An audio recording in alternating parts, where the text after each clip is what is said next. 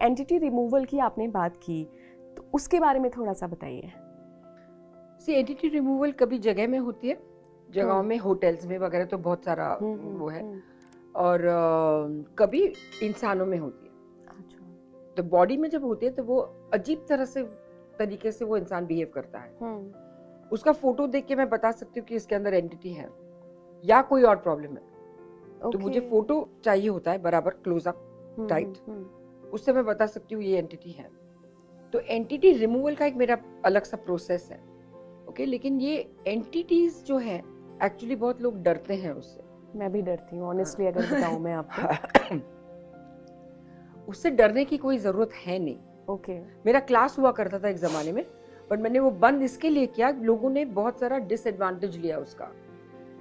You know, girls who learned from the class, जो सीख गई वो बोथ द लेवल्स, वो पैसे कमाने के वो लालच में जो भी मिलता था उनको बोलती थी तुम्हारे अंदर एंटिटी है, I think you have an entity, you better be careful. तो सामने वाला डर ही जाएगा ना, वो बोलेगा भाई तुम जो चाहे ले लो लेकिन वो निकालो। तो ये मेरा इंटेंशन नहीं है। I don't like doing cheating people like that. So मैंने वो क्लास ही बंद कर दिया, सर मुझे ऐसे नहीं चाहिए। अच्छा। तो खैर, तो मुझे तो आता है तो मैं तो कर सकती हूँ। तो एंटिटी रिमूवल का एक प्रोसेस होता है, वो प्रोसेस मैं यहाँ पे एक्सप्लेन नहीं कर सकती। बट कभी कोई ऐसा वाकया हुआ जो आपके लिए बहुत ओवरवेलमिंग रहा हो, जब आपने रियलाइज किया हो कि यार ये चीज एक्चुअली एग्जिस्ट कर रही है और मतलब बहुत मुश्किल है समझना? एक बार किसी के ऑफिस को मुझे क्लीन करना था, यू नो, तो मैं उनके ऑफिस में गई। तो शिकायत क्या थी? ऑफिस में प्रोग्रेस ही नहीं हो रही थी। अच्छा। उनका आगे चल ही नहीं रहा था ऑफिस उनका, you know, it was like, मैं जब गई तब इतनी सारी धूल, और ऐसे ये पहले क्लीन करो फिर मैं वापस नेक्स्ट टाइम आ जाऊंगी। इतना गंदगी में हमेशा ऐसी सारी चीजें पनपती है। तो उन्होंने क्लीन किया, फिर मैं वापस गई and I clean up the whole place. मेरा एक है तरीका, फिर मुझे हवन ववन भी करना पड़ता है, ये बहुत सारी चीजें। तो वो सब मैंने किया, क्लीन किया। उनके यहाँ पे एक पीर था। अच्छा। सम बाबा काइंड ऑफ पीर जी होते हैं। हाँ। तो that's what he told me. Pir told me कि मैं यहाँ आऊंगी, मैं रूल करूंगा, इधर आना नहीं, मेरे स्पेस में आना नहीं, ये नहीं वो नहीं। वो मेरा एक तरीका है उनको कैसे निकालने का। तो वो सब मैंने किया। आपने एक्चुअली उनसे बात की? हाँ, I can see them, I talk to them, I can talk to them, okay. तो वही तरीका है उनको निकालने का। तो खैर, वो उस वक्त तो गए, और मैं जब निकली उनके वहां से, तो मुझे ऐसे लगा कि कोई मुझे खींच रहा है पीछे से। ऐसे क्यों लग रहा है? तो मैंने जब फोकस किया तो ये पीर मेरे पीछे था, वो वहां से निकल के मेरे पीछे आया था। मुझे गूज़बम्स आ रहे हैं एक्चुअली। तो खैर मैंने उसको निकाले, because I know all the ways, कैसे किस तरह से ये सब निकालने का। तो निकल गया, वो चला गया। आप कितनी इजीली ये बात बोल रही हैं कि वो मेरे पीछे था और लाइक मुझे पता है वो वेज, मतलब डेफिनेटली मैम आपकी मास्टरी है इसमें। बट एक्चुअली मुझे लगता है जो हमारे दर्शक भी देख रहे होंगे उनको भी कहीं ना कहीं गूज़बम्स आ गए होंगे कि मतलब हम हमेशा फिल्मों में देखते हैं तब हम डर जाते हैं। नहीं, डर actually it's the fear of the unknown. ये एग्जाम्पल मैं हमेशा देती हूँ। कोई बंदा अगर कुत्ते से डरता है तो कुत्ता उसी पर भौंकता है।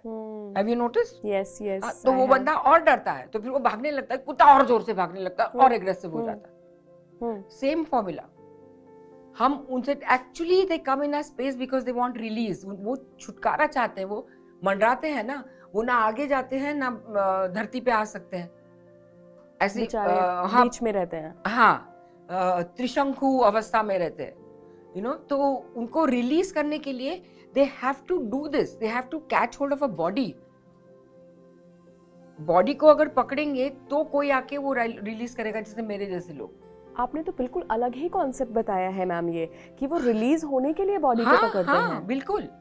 हम डरते हैं, हम अगर डरते हैं तो वो और बौखला जाते हैं।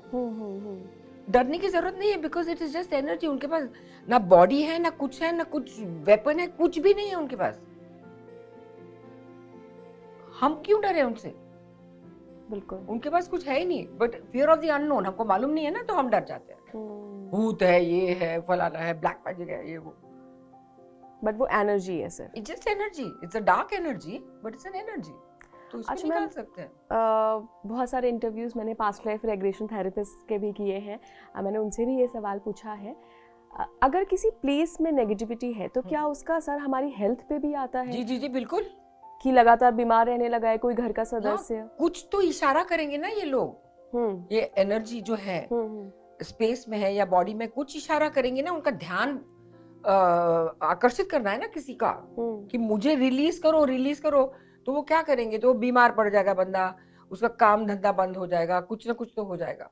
आपके बारे में जब मैं पढ़ रही थी स्मिता जी, आपके आध्यात्मिक प्रैक्टिसेस के बारे में, तो एक वर्ड मुझे मिला, एक हीलिंग प्रैक्टिस मुझे मिली, रिकनेक्टिव हीलिंग, जिसके बारे में मैंने पढ़ा तो काफ़ी कुछ, लेकिन वो कहते हैं ना कि जो बंदा उसमें मास्टरी जिसको है उससे जानना हमेशा अपने आप में एक अलग अनुभव रहता है। तो मैं उसके बारे में जानना चाहती हूँ, कैसे मैग्नेटिक फील्ड की बातें हैं उसमें, इंसान के अंदर जो एनर्जीज हैं उसकी बातें हैं, तो ये कैसे काम करती है? सो बेसिकली एक सेंटेंस में अगर बताना हो तो रिकनेक्टिव हीलिंग जो हमारी मैग्नेटिक फील्ड है बॉडी की और अर्थ की मैग्नेटिक फील्ड जो है उसको अलाइन करती है। फिर क्या उसका फर्क पड़ता है कोई अगर अलाइनमेंट ना हो? बहुत सारा, जैसे चक्रास अलाइन नहीं हो तो कैसा क्या क्या हो जाता है, डिसबैलेंस। तो हर चीज अपनी बॉडी की magnetic field aligns with the earth's magnetic field. वो और उसके मैंने वो जाके कहीं यूरोप में सीखा है, all the 3 levels, because it's my passion, तो मैं कहीं पे भी चली जाऊंगी सीखने के लिए। Doctor Eric Pearl is the founder of reconnective healing. तो बहुत it's a very nice technique, और एक ऐसी ये हीलिंग प्रोसेस है। डिस्टेंट हीलिंग तो हर हीलिंग प्रोसेसेस में होती है, लेकिन एक ही वे में डिस्टेंट हीलिंग होती है, बट मोस्ट हीलिंग प्रोसेसेस आपको सामने वाले की परमिशन लेनी पड़ती है। अच्छा, मैं आपका हीलिंग करूं क्या, जब वो हाँ बोलता है तब आप कर सकते हैं, इसके लिए उसकी जरूरत नहीं है रिकनेक्टिव के लिए। तो अगर कोई बीमार हो तो अगर सपोज आई एम इल, तो मैं किसी और रिकनेक्टिव हीलर को मैं बोल सकती हूँ, या मेरी मदर या मेरे घर वाले कोई बोल सकते हैं कि उसको हीलिंग दे दो, मुझे पता भी नहीं चलेगा, एंड इट वर्क्स। ऐसे कोई केसेस आए हैं आपके पास जब बहुत केसेस? कोविड के टाइम पे तो अनगिनत थे। तो क्या होता है मैम, मतलब आई नो कि ये बहुत लंबी प्रोसेस होगी, आप नहीं पूरा लंबा प्रोसेस बता सकती, तो शॉर्ट में अगर आप बताना चाहें, क्योंकि डेफिनेशन क्या है वो तो समझ गए। रिकनेक्टिव हीलिंग क्या होता है इसमें? मैग्नेटिक फील्ड रिकनेक्ट होती है, अलाइन हो जाती है। आप कुछ क्या चैंट करते हैं? नहीं, चैंट नहीं है, क्या मतलब? It's just a movement of hands. Okay, it's just a movement of hands, it's just like, और कोई बंदा हील हो जाता है, and it heels you from somewhere, कहीं भी आप मैजिकली ये सब हो जाता है, पता नहीं कैसे हो जाता है, क्या ऊपर वाले की देन है पता नहीं, but it magically basically it is a movement of hands, the first one. And ये आपने यूरोप से सीखा है? If you now concentrate, you're not concentrating because we are doing the interview, but if you're concentrating, even if I move my hands like this, you will feel the energy field. You will feel the energy. I can feel it. I can feel your energy field. Okay. I can feel your energy. When I'm doing my hands like this, I can feel your energy field completely. क्या है? नहीं, I'm aligning it. I can feel the energy field. Positive negative की बात नहीं है. अच्छा. Feel हो रहा है. I can feel it, the sensations, the vibrations in my hand. Okay. फिर आपको पता कैसे चलता है कि अलाइन है या नहीं है, वो भी आगे का प्रोसेस? अलाइन हो ही नहीं सकते, वरना अगर अलाइन हो तो आपको इतनी प्रॉब्लम ही नहीं आएगी। अलाइन नहीं होते, इसके लिए सब चक्कर है। चक्रास भी अलाइन नहीं है, इसी के लिए प्रॉब्लम्स है। अगर चक्रास आप अलाइन करेंगे तो 85 to 90% of your problems that you are facing in life, challenges जो है वो निकल जाएंगे।